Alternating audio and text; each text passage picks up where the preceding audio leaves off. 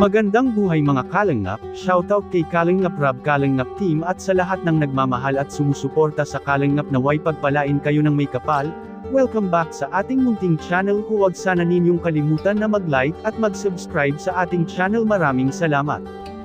Ang pag-uusapan natin ngayon ang ating idol na si Kuya Jomar at si Carla o ang Jomcar. Lahat tayo ay kinilig sa Jomcar noong recent upload video ni Kuya Rab sa kanyang channel ang Valentine's Special.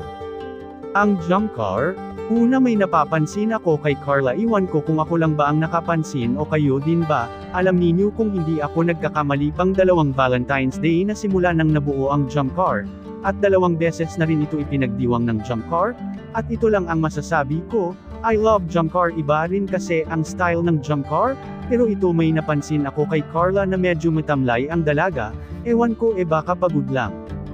2 Valentine's Day na po kung saan ay nasubaybayan ko ang love story ng Jomcar.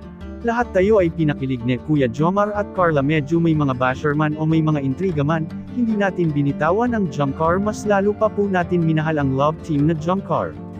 Sana si Kuya Jomar ay hindi mag-asawa sa panliligaw sa dalagang si Carla, sana in the future sila ang magkakatuloyin at sa simbahan at kasalan ang ending sa Jomcar. Kaya sa'yo Kuya Jomar, laging laban lang ang pag-ibig mo kay Carla.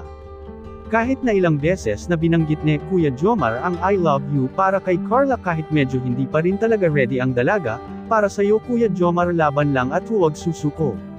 Sana suportahan lang palagi natin ang Jomcar at ang buong Kalingap team at of course mismo si Kuya Rab.